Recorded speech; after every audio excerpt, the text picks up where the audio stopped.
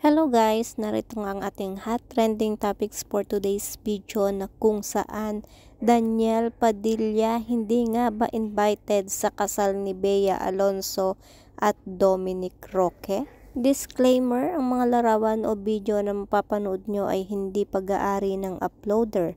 Ito ay ginagamit para sa isang impormasyon. Credits to the owner. Dominic Roque nagsalita kung bakit hindi invited si Daniel Padilla sa wedding nila ni Bea Alonso. Guys, narito nga at nagbigay na ng pahayag ang aktor na si Dominic Roque patungkol sa estado ng pagkakaibigan nila ni Daniel Padilla at patungkol sa dahilan kung bakit hindi imbitado ang aktor sa kanilang kasal ni Bea Alonso. Sa wakas nga guys ay magaganap na ngayong taon ang inaabangang kasalan ni na Dominic Roque at Bea Alonso. Inaasahan nga na magiging star-studded ang kasalan nilang dalawa dahil pareho silang nagmula sa mundo nga ng showbiz. Bagamat hindi pa man nilalabas ang guest list sa kung sino ang mga imbitado sa kasal ng dalawa, naglabasan naman ang mga haka-hakang hindi imbitado sa kasal ang controversial actor na si Daniel Padilla na naging kaibigan noon ni Dominic Roque. Kinukumpirma naman ito mismo ni Dominic Roque kung saan ipinahayag niyang tanging si Catherine Bernardo lamang ang imbitado sa kanilang kasal ni Bea Alonso. Trending nga sa ilang mga social media platform ang panayam kay Dominic Roque kung saan na itanong sa kanya kung imbitado ba ang Katniel sa kanilang kasal ni Bea. At hindi naman lingid sa kaalaman ng lahat na naging malapit sila nang magkasama sila noon sa Nguya Squad. Dito nga inamin ni Dominic na tanging si Catherine Bernardo lamang ang imbitado at hindi si Daniel Padilla dahil matagal na umano silang hindi nagkakausap mula pa noong 2020. Isinawalat din ni Dominic na hanggang ngayon ay hindi pa rin sila nagkakaayos ni Daniel Padilla.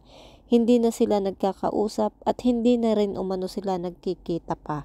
Hindi naman idinitalye pa ni Dom ang dahilan ng kanilang pag-uusap ni Daniel na dati namang malapit sa kanya.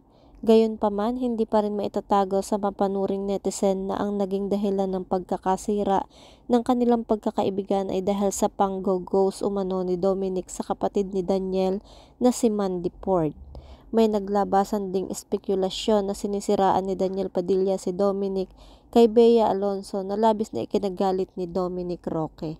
Bagamat hindi pa naaayos ang gusot sa pagitan ng dating magkaibigan, inamin din ni Roque na nalungkot siya sa paghihiwalay ni Catherine Bernardo at nitong si Daniel Padilla. Itinanggi rin ni Dom na nagkita sila ni DJ sa FIBA.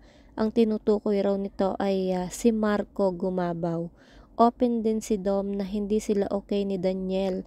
Nakalinya na raw ang groomsmen niya na kinabibilangan ni na Marco Gumabaw, Patrick Sugi at Khalil Ramos.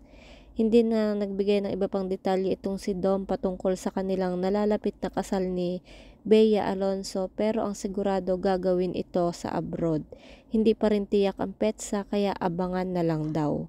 Matatandaan ngang noong 2021 ay pumutok ang balitang nagkatampuhan sina Dominic at Daniel na humantong sa pagpapaanpalo sa una ng ina ng huli na si Carla Estrada.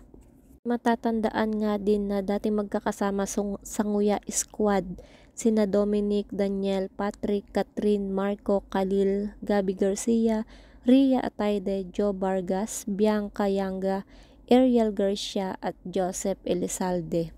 So kayo guys, ano ang inyong mga komento or ano ang inyong mga reaksyon dito sa kumakalat na issue na ito na hindi nga in-invite nitong si Dominic Roque, itong si Daniel Padilla sa kanilang kasal ni Bea. Ano ang masasabi nyo? Just comment down below. Dapat nga na ba na sa puwera na lang itong si Daniel Padilla kahit na meron silang nakaraan na pagkakaibigan. So that's it guys, our chika for today's video. Kung di pa kayo nakasubscribe sa aking YouTube channel, kindly hit the notification bell, like and share. Thank you and God bless.